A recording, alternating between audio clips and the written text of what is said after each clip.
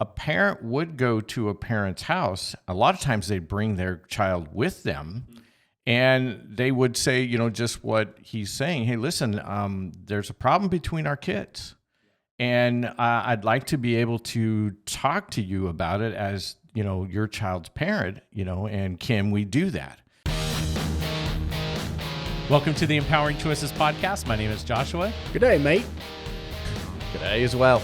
Wow, I guess. And that is the last Australian accent I'll be doing on this show. Yes, I guess that tells you where we're headed today. No, it really doesn't. really doesn't. No, it doesn't. But, yeah. So Erik and Lucas are licensed professional counselors. If you can and believe that. We're here to help you with parenting, specifically how to deal with a bully today. Right, so this is... Not with a bad accent. So this is Empowering Choices reacts to another Australian TV show. Yes. It is not Bluey today, although in the clip we'll be watching, he is wearing blue. True. So if you squint a little... It could be. He doesn't look anything At like, all like No. Bluey or any of those guys. Maybe the octopus. Maybe. Do you want to set this up at all, or we just want to watch it? The setup Yeah. is I ran across this video in my YouTube feed. Okay. And it was like how to deal with bullies, and I'm like, okay, I'll bite. Yeah. Right. So this is clipped from a show called Mr. In Between. Okay. Which I had never heard of before in my life. And apparently this is up on somebody's YouTube channel called Mike in Canada, who Shout has out to Mike in Canada. who has all of 3,500 subscribers. All So like right. way more than we Nice do. job, Sure, Mike. yes. So thank Good you, job. Mike in Canada. Thank you. He clipped this and titled it "How to Deal with Bullies," and I watched it. And we have a parenting podcast. And then the show also looked good. Definitely not similar to Bluey. Yeah. Definitely don't show this to your kids. Yeah, not a kid, Bluey. not a kid That's a material small- like No, Bluey. no. But this segment is definitely there's nothing like mature or Yeah. uber violent or anything in here. So maybe play the clip and then we'll talk about it some Okay, more. let's do it. My daughter Brittany goes to school with your daughter Taylor, Yeah. and apparently Taylor's been bullying my daughter, saying stuff to her, putting stuff up on the internet. My daughter wouldn't do that, so. Okay, well, can you talk to her and find out? Because I don't think my daughter's going to lie about it. How did you get my address? Look, love, I'm not here to cause problems. I'm Don't just call here me love, mate. Okay, all right. So when Lucas found this and sent this to me, for one, I kind of lived this scene, but in some very different ways. Because as this clip goes on, the dad basically hires an older girl, like a middle school girl, to defend his daughter. I had to hire my own bodyguards in those worlds. But what I remember so well about when I grew up is that when there was a problem like this, a parent would go to a parent's house. A lot of times they'd bring their child with them, and they would say, just what he's saying. Hey, listen, there's a problem between our kids, and I'd like to be able to talk to you about it as, your child's parent, and can we do that? And I remember a particular day when, because as a kid, I was always active. I always wanted to do stuff in the neighborhood. I was always out, as much as I could. You were an organizer, it sounds I was a huge organizer of fun. Yeah. We had the biggest kick the can game in the existence of that neighborhood at one point. But we also had, because, it was like 104 degrees. Everybody was bored. And I'm like, let's play football. And everybody else is like, what are you talking about? I'm like, let's play football. Tomorrow we're going to play football. And I got to the city park earlier than anybody because, there's certain things you're going to need. You're going to need shade. You're going to need breaks. You're going to need water. You were really planning ahead and trying to cover some bases here. My dad was head of the search and rescue in that county. He was. Is that why you got lost so much? No. I do not get lost in the wilderness. I get lost in the town.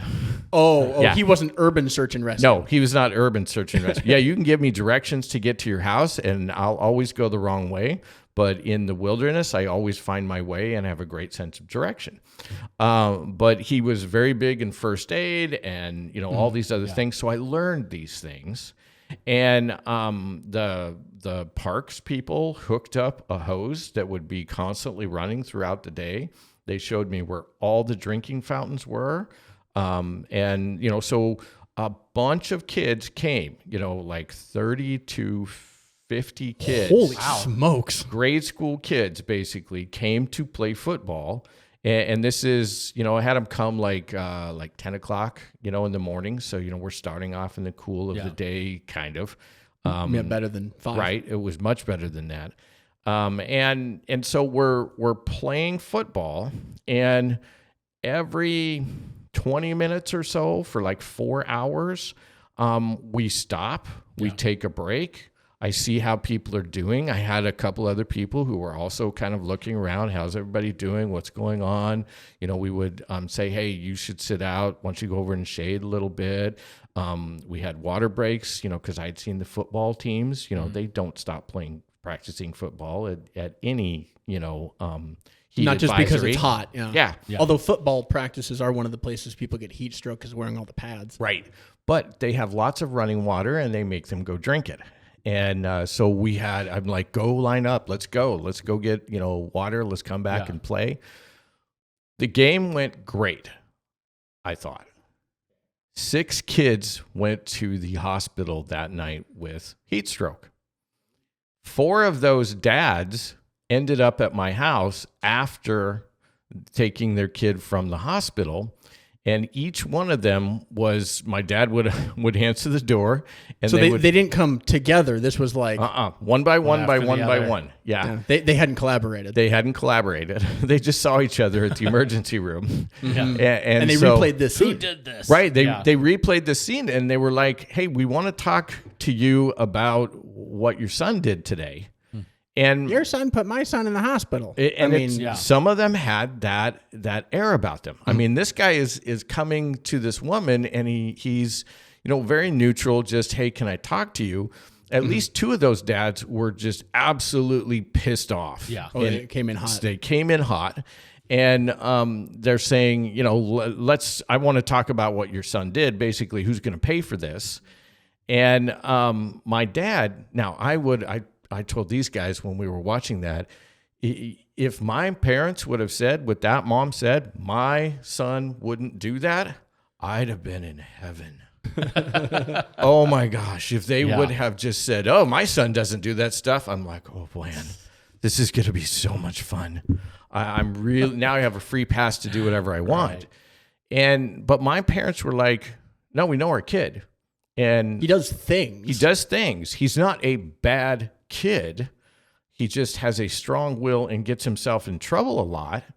So let's talk about it. Let's see. Okay, let's see what you have to say. And then my dad is like, and then we'll evaluate and we'll hear from him. And so dad's there, and he's, telling my dad, how I did this game and nobody should do this game at this, 104 degrees. And what was I thinking? And then, it's just, I forced kids to come and play. Somehow taking the responsibility away from his own kid of like, if he was not feeling well, why did he? Right. Well, Yeah. They hadn't even gotten that far. Half the kids said, no, Dad, he didn't force me. I chose to go. Oh, even just in the initial salvo? Yep. Oh, The initial thing already undercutting the argument. Oh, yeah. And I'm not going to say that I wasn't known in the town for getting into trouble. I think you nearly took your friend's eyebrows off with a flamethrower. That was older in high school. And Wow. That's not making your arguments. No. well, I mean, at 5, I broke the Babysitters Club, Right. and now we're about 7 or 8. We told that story, I think. I think we did. Yeah. Yes. Do search the channel for Breaking the good Babysitter's Club. one. It's a good story.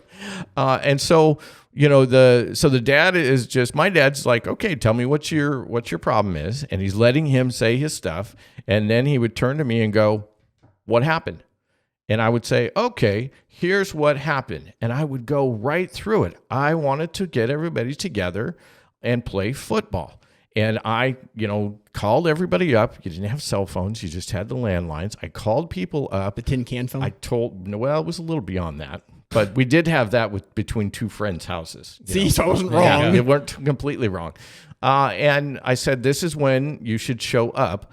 I went down there at 9 o'clock. This is at the biggest city park in the town. I talked to the city workers. The dads are looking at me like going, wait, we actually have city workers that are at the parks? I'm like, yeah, you didn't know that? And they're like, no. So right away they're like, wait, this kid's finding stuff out that we don't even know. Right. I talked to them and told them what I wanted to do. And they then helped me know where all the drinking fountains were. And I listed where they were at. And none of the dads knew where all the drinking fountains were. And they set up a hose to run constant water. Now they're like, what? They were helpful? And I'm like, yeah. And every 20 minutes, I made everybody take breaks. And we went over there and we drank. And you have to have this many, swallows of water to equal 8 ounces. Right, Dad? Yeah. And he's like, yeah, you yes. probably were counting swallows too, weren't you? And I was holding the hose. I was holding it going, no, that's 5. 3 more. Let's go. And, and they're going, what? And I'm like, nope, you'll thank me later. And so then I would go, now look, I talked to your son, I talked to Billy, and I said, Billy, you don't look good. And Billy didn't want to go over and drink water or be in the shade. That dad went, are you serious? You wouldn't listen? And Billy's like, well, yeah, I just wanted to play. And he goes, okay, I think we're done here. And then another guy, Johnny, I'm like, listen, Johnny refused to do anything that we asked him to do or said to do. And his dad looked at him and said, you wouldn't drink water? And he goes, no. Why did I need to drink water? And that dad went, I think we're done here. I think we're good.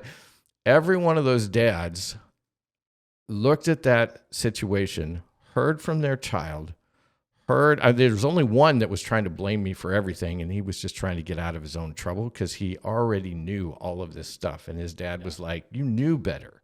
I wouldn't have wanted you to play. I understand you didn't tell me, but you knew all this stuff and you still didn't do it. You're grounded. But every one of those dads said, you know what? We don't have a problem here. There is nothing to pay for except my son will work these bills off. Your son did an amazing job, and you should be proud of that. And they would walk off. At that time, we also had in the sitcoms, you had these situations that were occurring to where a parent would come to another parent's house about the behavior of a child. And in the sitcoms, and the one that comes quickest to my mind was the Brady Bunch, parents were willing to hear what another parent said with the understanding of, I have a child and children will do the wrong thing at different times. And I know my kid, so I know that they're going to make bad decisions for whatever reason. A part of my parenting is we get that decision and now we help them work through it to understand what would be a better decision. And that was something I see is I see this clip as more reflective of where we're at in a lot of places. Mm-hmm. And, I'm wondering if that's where Australia is at, kind of reflective. But mm-hmm. I see it here in America. It's like parents just want to defend. Mm-hmm. And I really think that mom's reaction is unhelpful. Mm-hmm. I mean, the only thing that I could think of as a possible, the clip goes on and she calls the cops on him. So she doesn't follow up with anything useful. No. You could theoretically go okay, well, maybe she's thinking strange man at her door, doesn't want to talk to the strange man. But then she goes back and talks to her kid and says, hey, I heard something. Mm-hmm. That could possibly be a redeeming element to how that scene could have gone. It didn't in the show, but yeah, when we had Proctor kids, one of the kids, he was 14, and the girls saw him as a pretty good-looking kid. And I was in the shower at the time, but I just heard this commotion, and it's rare that you would hear anything like that in our house. And I get done with the shower, and I come out, and my wife's like, hey, a pack of teenage girls basically was at the door and just flew in the house and flew off the handle, one in particular, and was just going off on, we'll call him Billy. And I'm like, well, it's probably good I was in the shower, because that wouldn't have been okay. No. And so then I turned to Billy and I'm like, okay, what happened? Mm-hmm. And he goes, well, like Mom said, a pack of teenage girls. I'm like, no, no. Girls only pack if they're defending one of the girls Ruh-roh. and something happened. So what happened? And he goes, well, she flew in and just, cussing at me. And I'm like, which girl? And so he names the girl. I'm like, no, I know that girl. That girl doesn't cuss like that. Well, let's pause for a second. I know that girl. That improves your ability because, like, you Yes. knew him, Yes. you knew his friends, you knew the situation. Yes. You already had more data. Yep. Which puts you a leg up. The In more you that. can know your kid's friends, the better off you are. Exactly. And so I said, no, what's going on? And then I remembered Billy saying that he was, dating that girl. And I'm like, hey, didn't you say you were dating her last week? Because you'd been listening, Right. And you'd been talking to him. Yep. Like, these are just the fundamental principles we keep talking about that are popping up. Exactly. And he goes, well, yeah. And I said, what happened? Right? Packs of girls don't do this. I'm getting a picture. If you have sharks going into a feeding frenzy, it's generally because there's blood in the water. What'd you do? And you knew him well enough that was like, what did you do? What did you do? And he goes, well, I kind of decided to go out with a different girl. Yeah, that'll do it. Did you happen to tell her? And he goes, no. Yep. Oh, I think she knows. Yep. Did you think she wasn't going to find out? He goes, yeah, I kind of did. Ah, you learned something. Okay, good. What a positive reframe. We learned something. we learned something. You did not get torn to pieces by a pack of girls, and we learned something. Yes, and now I want you to learn something else. You owe her an apology. He's like, what? I didn't. What about what she did? I said, no, that's secondary. Right. And I'll work that out with her in some way. But because she was also in the youth group with him, and so I knew I was going to run into her. Yeah. And the very next, because this was like middle of the week, and then Sunday, I was at the youth group dropping him off, and I noticed these bodies that were moving towards me out of the corner of my eye. And so I looked over, and there were these two girls, and I recognized them. And they said, Mr. Denton, we'll call her Sally. Sally really wants to say something to you. And I'm looking at the girls, and there's these two set of eyes that are looking over one of their shoulders. Oh. And I'm like, Sally, how are you? I understand you came to my house. And she popped out, and she goes, actually, we all three did. And I'm like, oh, the pack. Okay. And she goes, I just want to apologize for my behavior. I should not have done that. And I said, and I had a talk with Billy, and apparently he should not have done something else. And then I turned, and he was over there kind of cowering in the shadows. Apparently he has something to say about that too. And so I'm like, and that's your entrance. Right. Billy. And he came over, and then I helped facilitate them kind of talking about that situation. And as I'm facilitating it, I'm, fading back out of the spotlight, so to speak. And they were able to do that. And actually, Sally, into adulthood, when I would see her in the town, she was always like, oh, hey, how are you? Remember me? Yeah. I'm like, oh, yeah, the only girl who ever flew in my house. And she would laugh, Yeah, I think the interesting thing about this, there's obviously the both sides of it. And I think a big message here is, as a parent, when somebody comes to you, if you're just defensive and you don't really do that, you're not doing your child any service.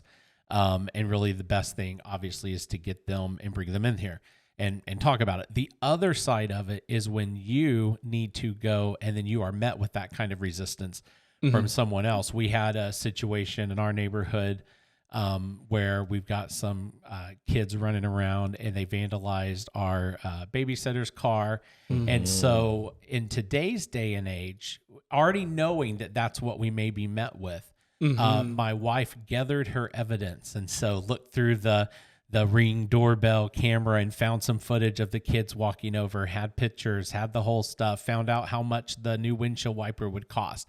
And then she went and knocked on some doors.